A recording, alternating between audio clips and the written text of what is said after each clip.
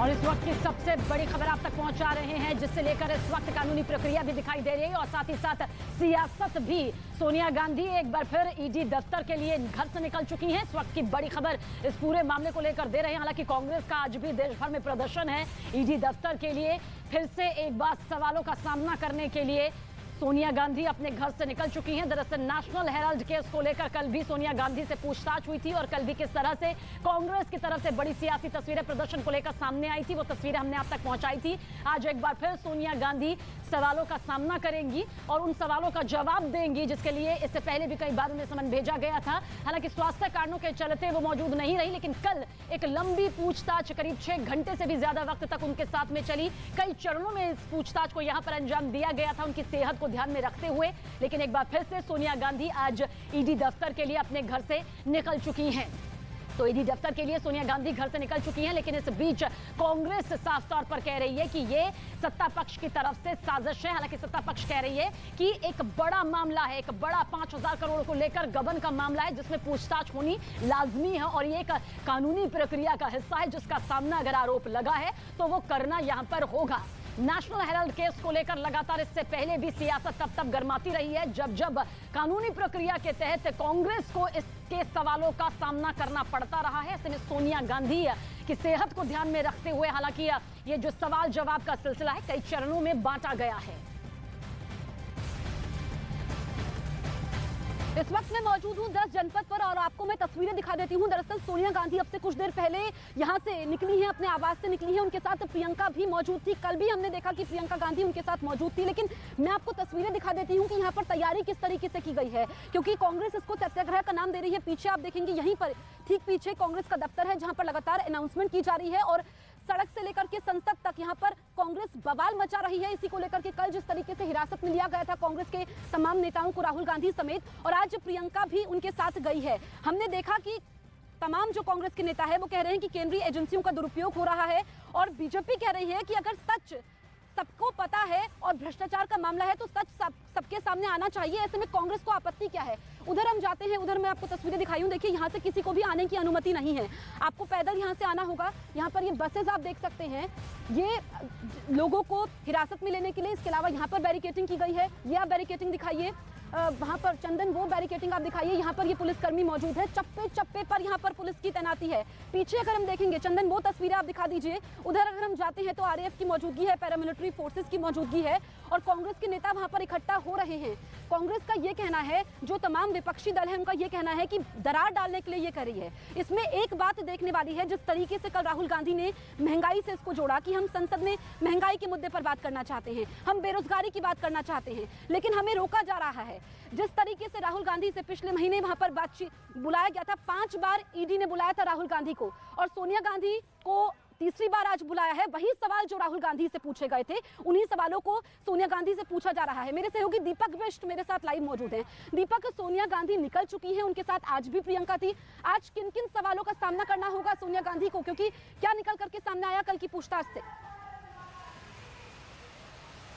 देखिए, आज भी जो है अहम कड़ी होगी, क्योंकि सोनिया गांधी से जिस तरह से कल सवाल पूछे गए थे वही सवाल राहुल गांधी से भी 5 दिन की पूछताछ में ईडी के द्वारा पूछे गए थे। कल भी उन्होंने जो सवाल जवाब दिए उसमें मोतीलाल वोहरा का जिक्र एक बार फिर आया। मोतीलाल वोहरा का जिक्र इसलिए आ रहा है क्योंकि ये कहा गया उनकी तरफ से कि लेन देन की सारी प्रक्रिया मोतीलाल वोहरा ने की थी, जबकि मोतीलाल वोहरा की मौत देहांत जो है 2019 में ही हो चुका है। तो अब ईडी के लिए ये बड़ी असमंजस की स्थिति, क्योंकि इस तरह के केसेस में ईडी जिस तरह से बयान उनके आ रहे हैं उसको लेकर नहीं चल सकती, क्योंकि जिस तरह से पूरा लेन देन हुआ है एजेएल और यंग इंडियन जो कंपनी बनाई गई थी राहुल गांधी और सोनिया गांधी के मार्फत, और साथ में मोतीलाल वोहरा, ऑस्कर फर्नांडीज, ये सभी शामिल थे।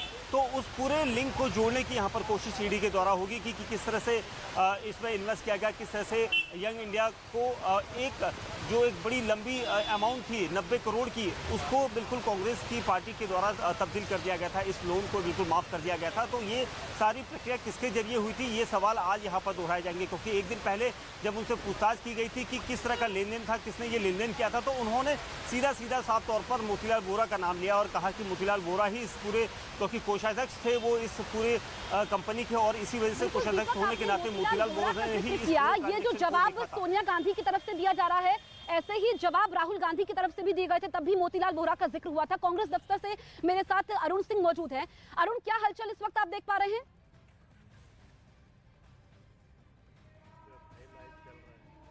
अरुण मेरे साथ कांग्रेस दफ्तर से मौजूद है। अरुण, क्या हलचल इस वक्त आपके नजदीक है? देखिए, पहले मैं आपको तस्वीरें दिखाता हूं 24 अकबर रोड की, जहां पर काफी संख्या में पैरामिलिट्री फोर्स और दिल्ली पुलिस के जवान तैनात हैं। कल जिस तरह से कांग्रेस के कार्यकर्ताओं ने यहां पर हंगामा किया था और वो बसों में बैठ नहीं रहे थे गिरफ्तारी देने के लिए, उसके बाद आज बहुत ही पुख्ता इंतजाम है। और पैरामिलिट्री फोर्स, अगर आप देखिए यहाँ रैपिड एक्शन फोर्स से लेकर पैरामिलिट्री फोर्स भी और दिल्ली पुलिस के जो जवान है वो गेट पर तैनात है, क्योंकि गेट के अंदर नहीं जा सकते एक पोलिटिकल पार्टी का कार्यालय, इसलिए जो कार्यकर्ता गेट से बाहर प्रदर्शन करने आएंगे उनको यहाँ पर डिटेन करने की पूरी व्यवस्था है। और बसें कल की तरह ही आज भी यहाँ पर लगा के रखी गई हैं और पैरामिलिट्री के जवान भी हैं। कांग्रेस के जो कार्यकर्ता थे कल ज्यादा संख्या में थे। आज अगर 24 अकबर रोड के अंदर की बात करें तो जरूर सेवा दल के कार्यकर्ता हैं, यहाँ पर यूथ कांग्रेस के कुछ कार्यकर्ता हैं, लेकिन कल जितनी भीड़ नहीं है। तो आज क्या ज्यादा धक्का मुक्की होने के आसार हैं? पुलिस की व्यवस्था देख के ऐसा लग रहा था कि उन्होंने तैयारी अपनी तरफ से पूरी की है। और आपको मैं तस्वीरें दिखाता हूँ, ये जो पूरा अकबर रोड है वो पूरी तरह से पुलिस और पैरामिलिट्री फोर्स की छावनी में तब्दील होता हुआ आपको दिखाई दे रहा होगा। और दूसरी तरफ भी जहां आप हैं वहां भी तमाम बसें हैं, तमाम लोग हैं यहाँ पर। अभी पार्टी कार्यालय के अंदर हैं ये लोग, पार्टी कार्यालय के अंदर ये लोग हैं, अंदर मौजूद हैं। और अगर वहां अंदर की मैं तस्वीर आपको दिखाऊं तो अंदर लोग कोशिश ये कर रहे हैं कि जब सोनिया गांधी वहां पहुंच जाएंगे ईडी, और जब वो पहुंच गई हैं तो अब किस तरह से वो यहां पर अपना प्रदर्शन जारी रखेंगे। थोड़ी देर बाद 11 बजे के बाद ही ये प्रदर्शन होता है। अभी फिलहाल मैं आपको 24 अकबर रोड की तस्वीरें दिखाता हूं। देखिए, ये 24 अकबर रोड है, इसके अंदर मैं जा रहा हूं और एक तरफ बाईं तरफ अगर आप देखेंगे तो वहां जरूर आपको सेवा दल के जो कार्यकर्ता हैं वो जो देशभक्ति के गीत हैं वो गा करके किसी तरह से यहाँ पर खुद बैठे हुए हैं। अभी मार्च नहीं कर रहे हैं और अभी कहीं बाहर भी नहीं जा रहे हैं, लेकिन यहाँ पर 24 अकबर रोड के अंदर तैयारी पूरी है। और कल की तरह यहाँ से कुछ देर बाद ये लोग निकलेंगे। कल जिस तरह से धक्का मुक्की पुलिस के साथ हुई थी और पुलिस ने उनको डिटेन किया था काफ़ी संख्या में, तो उनके विरोध में भी आज ये धरना है। देखिए, यहाँ पर गा करके देशभक्ति के गाने ये लोग अपना विरोध प्रकट कर रहे हैं। बिल्कुल अरुण, तो आपने सुरक्षा की यहाँ पर बात की, मैं भी तस्वीरें दिखा देती हूँ क्योंकि मैं सोनिया गांधी के आवास के बाहर मौजूद हूँ। इसी गेट से यहाँ से सोनिया गांधी निकली हैं, क्योंकि उनका जो आवास है इसमें 3 गेट हैं। एक जो ये है बिल्कुल बगल में ही कांग्रेस दफ्तर है, जहाँ पर मेरे सहयोगी अरुण मौजूद हैं, दीपक मौजूद हैं, ईडी दफ्तर में, जहाँ पर सोनिया गांधी से आज भी सवालों की बौछार होगी। और जिस तरीके से तमाम, चाहे हम शिवसेना की बात करें, शिवसेना की तरफ से कहा जा रहा है कि ईडी तो एक्सटेंडेड डिपार्टमेंट ऑफ बीजेपी है, आरोप प्रत्यारोप का दौर तो है, लेकिन ये बात भी बीजेपी की तरफ से कही जा रही है कि अगर भ्रष्टाचार हुआ है, पैसों का लेन देन जो है, क्योंकि आपको बताएं कि कांग्रेस की मुसीबत इसलिए बढ़ गई थी, 10 साल पुराना ये मामला है। 2012 में जब सुब्रमण्यम स्वामी ने इस मसले को उठाया था तब दुनिया को ये मामला मालूम चला था, और उसके बाद 2014 में मनी लॉन्ड्रिंग का केस इसमें दर्ज किया गया था। उसके बाद से लगातार, जैसे कि सोनिया गांधी ने अपनी सेहत का हवाला दिया, यहीं से जो गाड़ी आई उसमें ही सोनिया गांधी के साथ प्रियंका गांधी मौजूद थी, क्योंकि ये पहले भी जब सोनिया गांधी को बुलाया गया था, सेहत का हवाला दिया था कि उनको समय समय पर दवाइयां देनी होती है, उनको ब्रेक की जरूरत पड़ती है। ऐसे में ईडी ने एक शख्स को उनके साथ रहने की अनुमति दी है। और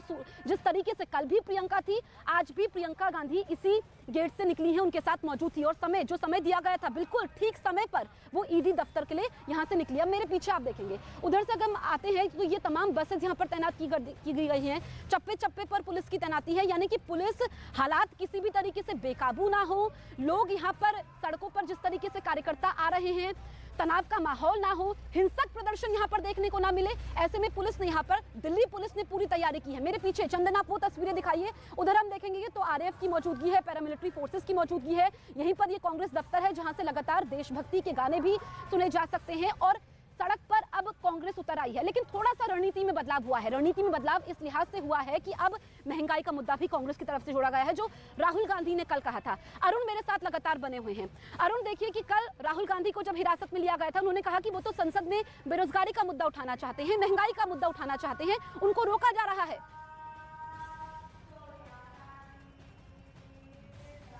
अरुण, आप सुन पा रहे हैं?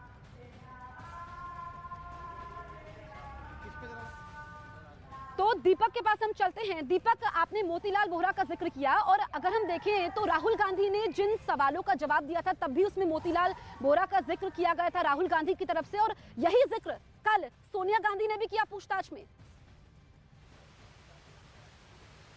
निश्चित तौर पर देखिए कहीं ना कहीं मोतीलाल वोरा जो अब यहाँ पर नहीं है और जो उस वक्त उस दौरान जो कोषाध्यक्ष का पद संभाले हुए थे और अब नहीं है, तो ये सारा लेन देन उन्हीं के द्वारा किया गया। ऐसा राहुल गांधी के द्वारा भी किया गया कहा गया है और सोनिया गांधी के द्वारा भी। ये एक प्रकार से जांच को दूसरी दिशा देने की यहाँ पर कोशिश की जा रही है, ऐसा हो सकता है। और यही वजह है कि ईडी जो है उनके जवाबों से संतुष्ट नहीं है, क्योंकि यंग इंडिया को बनाने वाले कौन थे, यंग इंडिया को बनाने में कितने लोग यहाँ पर डायरेक्टर के पद पर थे, कितने लोगों ने किस तरह के शेयर को आगे पीछे किया, ये सारी जानकारी जो है सोनिया गांधी से वही सवालों के मार्फत पूछी जाएगी और यही ईडी यहाँ पर कर रही है। लेकिन एक दिन पहले जिस तरह से पूछताछ हुई थी, दूसरी पूछताछ में सोनिया गांधी ने मोतीलाल वोरा का जिक्र करके यही बता दिया कि लेन देन की सारी प्रक्रिया कोषाध्यक्ष रहते हुए मोतीलाल वोरा ने की थी और उसके बारे में उन्हें कुछ नहीं पता, क्योंकि सारा लेन देन जितने भी लोन्स का जो अमाउंट था, जितने शेयर थे 10 रुपये वाले, वो सारे जो है उनकी जांच जो है मोतीलाल वोरा के पास थी और मोतीलाल वोरा ही कोषाध्यक्ष रहते हुए ये सारी कर रहे थे। तो आज का जो प्रक्रिया रहेगी, आज की जो प्रक्रिया रहेगी वो सबसे अलग रहेगी, क्योंकि उस जांच से आगे के सवाल पूछे जाएंगे जो कल से ली थी। क्योंकि आज ये पूछा जा सकता है कि कितने निदेशक थे, कितने निदेशक के बीच में किस तरह की रणनीति भी हो सकती है दीपक की इस तरीके से संतुलित जवाब दिया जाए ताकि उस जवाब के बारे में ढूंढा ना जा सके जांच एजेंसी की तरफ से। अरुण, आप कांग्रेस दफ्तर में मौजूद हैं, कौन कौन से कांग्रेस के बड़े नेता इस वक्त वहां पर पहुंचे हैं? देखिए, कांग्रेस पार्टी की तरफ से राजस्थान के मुख्यमंत्री अशोक गहलोत 24 अकबर रोड पहुंचे थे। आनंद शर्मा पूर्व केंद्रीय मंत्री वो 24 अकबर रोड पहुंचे थे। इसके अलावा गुलाम नबी आजाद जो जम्मू कश्मीर के पूर्व मुख्यमंत्री और पूर्व केंद्रीय मंत्री रहे, वो भी पहुंचे थे। इन सब ने प्रेस कॉन्फ्रेंस की थी और प्रेस कॉन्फ्रेंस करके ये कहा था कि राहुल गांधी से पूछताछ तो ठीक है, वो जवान है, उनसे आप पूछताछ कर सकते हैं, लेकिन सोनिया गांधी की तबीयत ठीक नहीं रहती है, उनको बीमारियां भी हैं और पिछले कुछ महीनों में वो अस्पताल में भी एडमिट रही हैं। तो या तो उनसे घर आके पूछताछ करते या फिर उनसे कम पूछताछ करते। जो सवाल राहुल गांधी के सामने थे वही सवाल अगर सोनिया गांधी से पूछे जाने हैं तो उसका कोई जवाब अलग नहीं हो सकता है। इसलिए गुलाम नबी आज़ाद और आनंद शर्मा जो G23 ग्रुप के नेता हैं, काफ़ी अरसे बाद आए थे। और एक बात ये नोट करने वाली है, जब राहुल गांधी के साथ पूछताछ हो रही थी, कांग्रेस पार्टी सड़कों पर थी, तब गुलाम नबी आज़ाद या आनंद शर्मा ये लोग नहीं आए थे। तो एक तरह से सोनिया गांधी के समर्थन में कांग्रेस पार्टी की जो वरिष्ठ लीडरशिप है, जो सीनियर नेता हैं, वो कांग्रेस दफ्तर जरूर आए थे, प्रेस कॉन्फ्रेंस करके यहाँ से गए और उनकी ये मांग है कि सोनिया गांधी से ज़्यादा पूछताछ हो रही है। अब ये जांच एजेंसी के ऊपर है, वो कितने दिन के लिए बुलाती है, कितने घंटे के लिए पूछताछ करती है, ये ईडी का पक्ष है। लेकिन कांग्रेस पार्टी को ऐसा लगता है और कांग्रेस पार्टी ने ऑफिशियली ये बात कही है कि पूछताछ ज़्यादा हो रही। इसी मामले में कांग्रेस पार्टी के और नेता इसी केस में उनसे पूछताछ कम घंटे हुई है और राहुल गांधी से 50 घंटे से ज़्यादा हुई है। सोनिया गांधी से तीसरे दिन पूछताछ हो रही है। तो कांग्रेस पार्टी पॉलिटिकल वेंडेटा का आरोप जरूर लगा रही है।